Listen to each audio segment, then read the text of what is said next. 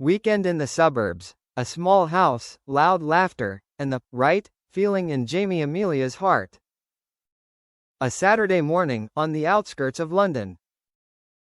The early morning mist covers the grassy fields, as thin as a white veil someone accidentally left behind. The air is so fresh that you can smell the earth, damp wood, and even the wet leaves from the night before when you open the window.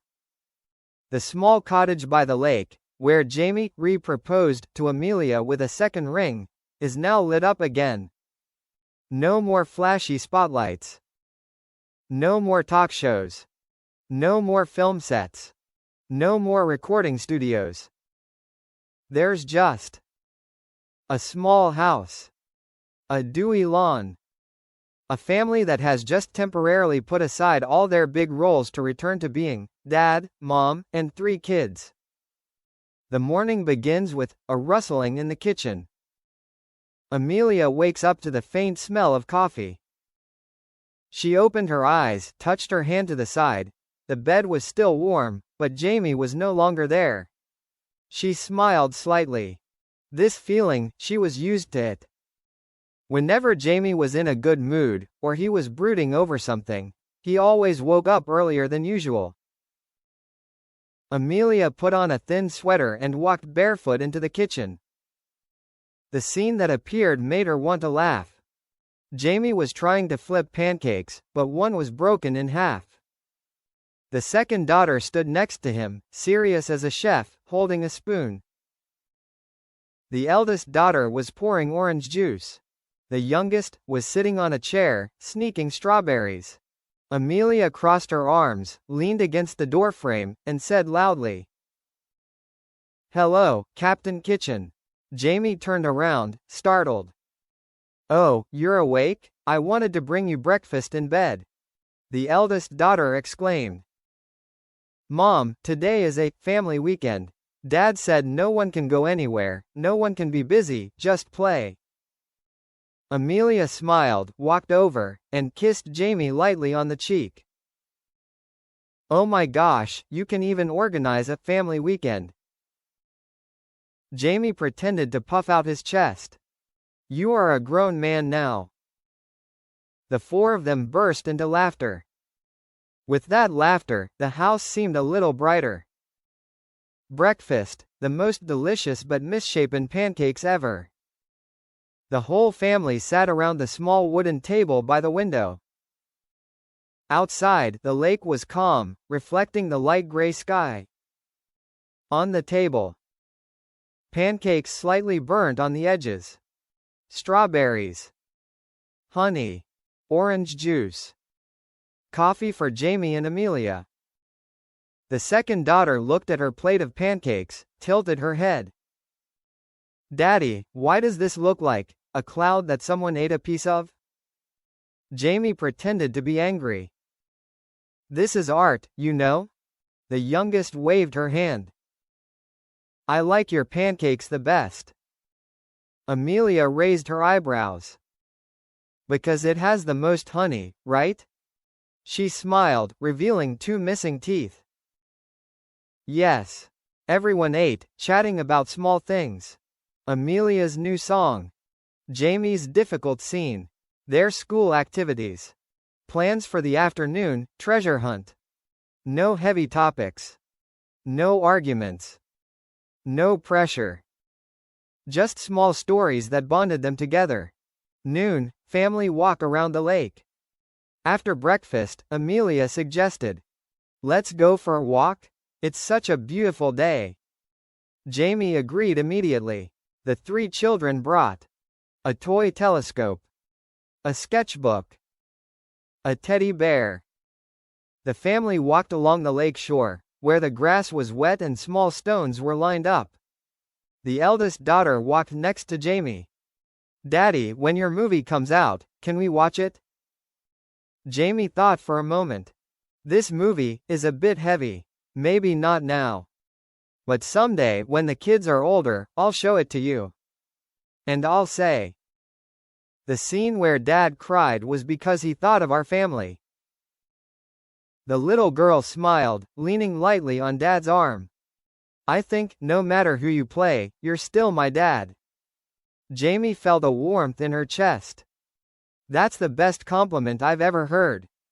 Amelia followed behind, watching the scene with loving eyes. In that moment, she thought to herself, this man, after all these years, is finally truly at peace. A little game, and a clever lesson about being together. The second daughter shouted, today we're playing, each of us has to find something that makes us happy. Amelia clapped her hands. That's a good idea. The youngest asked, if I choose, can we all? The older daughter laughed and patted her head. That's easy. Jamie smiled. It's okay, just choose whatever you want. Happiness. They spread out a little, but remained within sight of each other. The eldest daughter picked up a yellow leaf with a strange green streak. The second daughter picked up a round stone like a marble. The youngest picked up a blade of grass, then said, I think it's beautiful. Amelia closed her eyes, took a deep breath of the wind, then turned to see Jamie looking at her.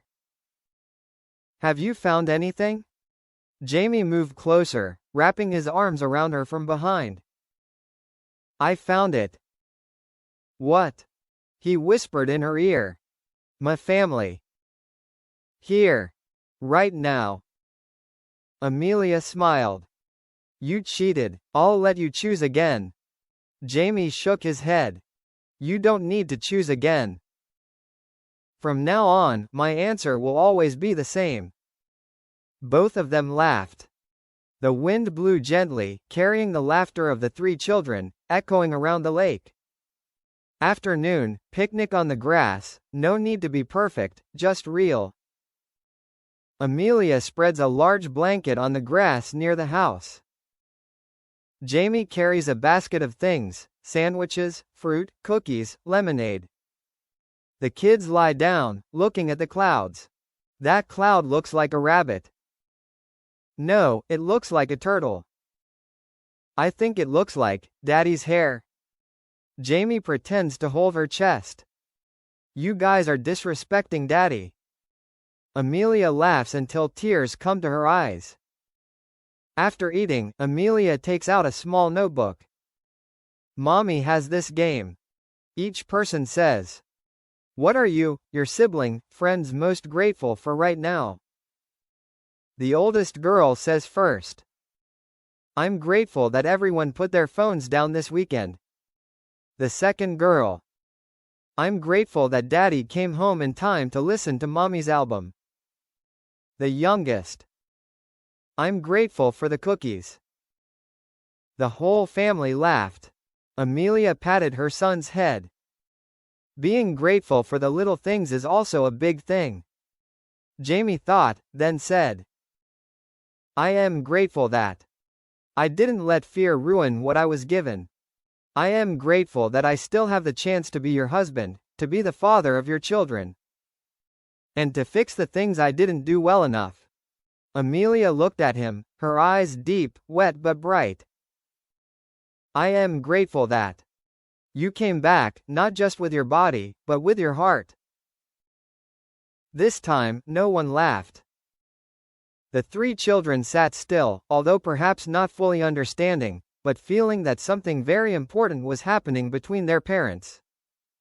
The afternoon ended, the fire flickered, real stories were told. The sky began to darken. Jamie lit the fire in the cottage. Amelia prepared hot cocoa for the children, a glass of red wine for herself, and one for Jamie. The three children curled up on the sofa, their heads leaning against each other. The older girl asked, Daddy, when you were my age, did you think you would have the life you have now? Jamie paused for a moment. No. When you were my age, you just tried to get through each day. You didn't think that far ahead. She frowned. Is it because Grandma died? Amelia looked at Jamie, as if asking with her eyes, are you okay? Jamie nodded slightly, he was okay. Yes. Daddy was sad for a long time. But that sadness helped him understand one thing.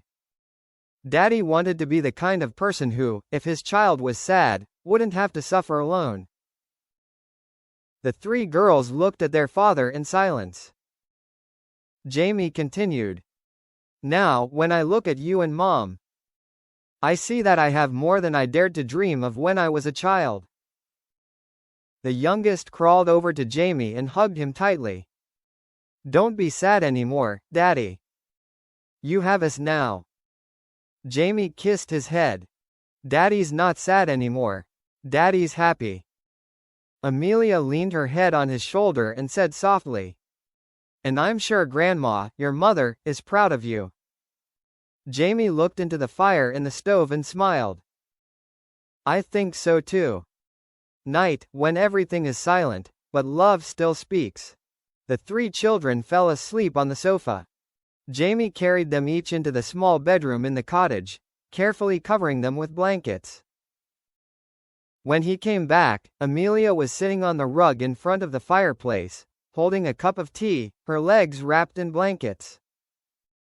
Jamie sat down next to her. For a while, no one spoke. Silence, but not heavy. It was the kind of silence that only people who truly loved and were safe together could have. Amelia spoke first. Do you feel different? Jamie curled her lips. In the sense of older?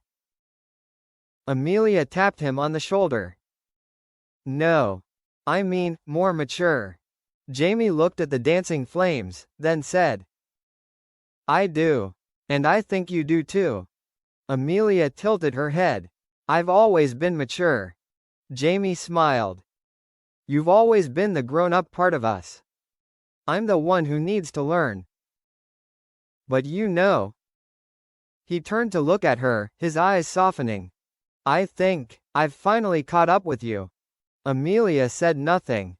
She put down her teacup and touched his cheek. Jamie? Yeah? I'm so proud of you.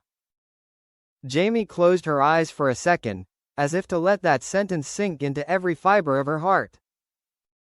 The final moment, a small family, a big home in the heart. Outside, the wind blew gently through the trees. The lake sparkled in the moonlight. Inside, the fire was still burning, casting a warm golden glow on the wooden walls. Amelia leaned her head on Jamie's shoulder. Jamie wrapped his arms around her. No talk show. No newspaper article. No studio. No recording studio. Just a man who had learned to love. A woman who had patiently waited for him to grow up. And three children sleeping peacefully in the safety they had built together. Jamie whispered. If I had to choose a place to spend the rest of my life, I would choose here. In this house. On weekends like this. With you, with the children. Amelia smiled softly, the most peaceful smile. Then, we are in the right place. Jamie kissed her hair, closed his eyes, listened to Amelia's steady breathing and the crackling of the fire. In that moment, he thought. After all, this is the best role I have ever played. Being Amelia Warner's husband. Being the father of three little girls. Being the pillar of a home that loves and heals. And he didn't need an audience. No applause. No standing ovations. Because he had what he needed most. A family. A home. And a peaceful heart.